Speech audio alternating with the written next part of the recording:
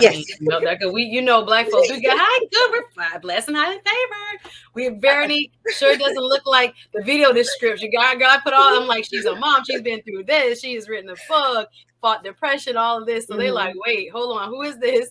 Because we as women definitely like, we can put it together. We will look like $1,000,000 and be about to die. So Yes. yeah, so you said cuz kind of like was the main impetus in Yes. terms of you figuring this out.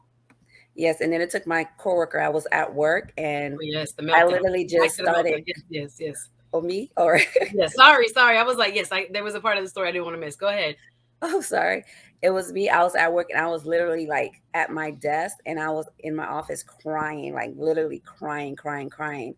And my coworker walked in and she's like, "You're no way able to drive and pick up your son from school." Like she's like, "You're just about to have she's like, "You're not healthy." And to me, I'm like, okay, it's okay. I'm just crying. I'm having a breakdown. I'm just crying. It's okay.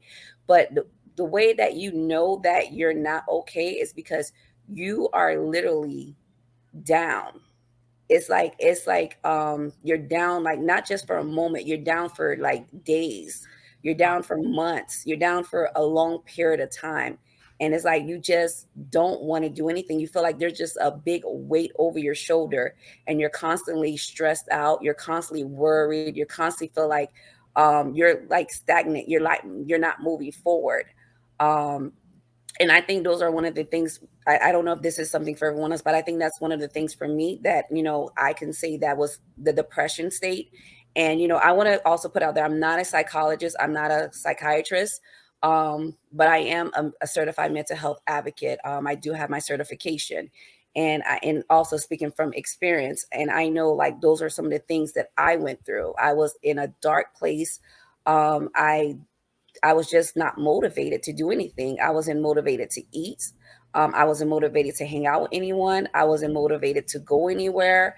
And I'm usually like a typical person that is social. I'm always wanna, if not every day, but I'm not an everyday hangout person, but at least once or twice a month, Are you I gonna wanna go? I Yeah. want to spend time with people. I want to interact with people, engage with people. And if I'm going months without interacting with people, or engaging with people, then that's to me is a sign. Okay, what's up? Yeah. You're going 3 months, you're going 6 months without talking to someone. You're going 6 months without, going outside. You're not doing your makeup when you go outside anymore. You're not doing your hair. Like you're not taking care of yourself. Like Right. what's going on? So those are typical signs that something's going on because they're changing their habits. Absolutely. I'm here with author Miss Veronique Pierre. She has a new book, The Strongest Woman in the World Is You. And we're talking about it today. We're talking about her Yeah. personal journey.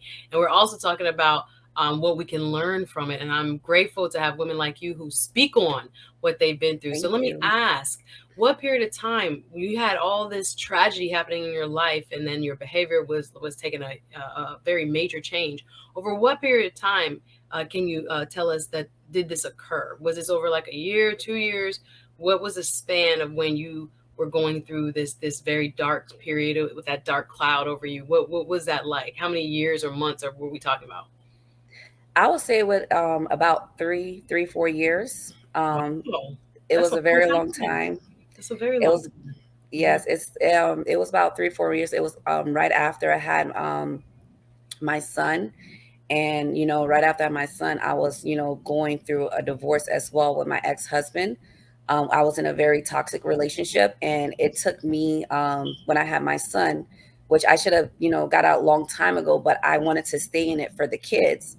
And I wanted to not separate it from my ex-husband because of the kids. And then my kids were looking at me like, "Mommy, what are you doing? Like you're not happy." Kids sense that, like you're not happy, you're miserable, like why you're staying in the relationship for us because you're not happy.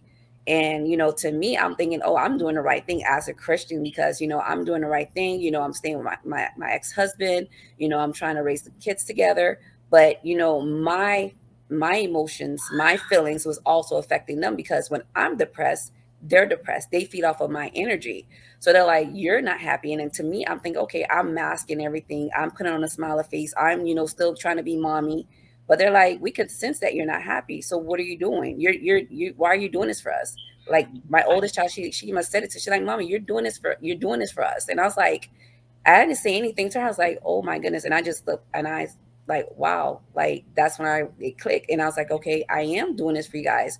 And I'm thinking I'm doing the right thing, but I'm not.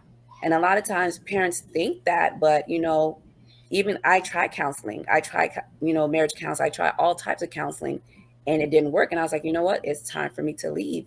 And then once, transitioning from when you're, been with someone for 23 years, you lose a part of yourself Yeah. because you've been with this person your literally your entire life. So it's like transition from someone that you've been with your entire life and then transition from being married to a single mother. It's like you're you lose your whole identity. And that while you losing your identity and then you just had a baby, is like that all of those motions, all of those changes, it hits you. And then it's like, okay, how I'm gonna figure out who I am again. How I'm gonna figure out what's gonna make me happy again, what's gonna make me whole again, what's gonna make me healthy again.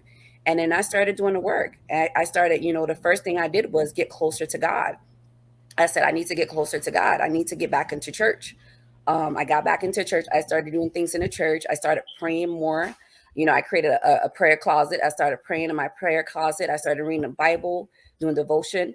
And then I was like, what's the next step I need to do? The next thing, I need to hire a professional that's licensed in this field that knows what's going on. So therefore, they'll be able to tell me, we need to dig deep. What is the root cause of this? And then that professional was able to point out, okay, this is the reason why you feel this way. This is the reasons why you're making the decisions that you're making. And then once I figure out what was the root cause, then I need to figure out what are my triggers. Because Yeah. once you figure out your triggers, then okay, these are my triggers. Okay, now I identify them, how I'm going to resolve them, how I'm going to know if the next time they approach me, how I'm going to handle the situation next time. So it is a process. There's so much Um, there. I'm gonna stop you right there because I'm like,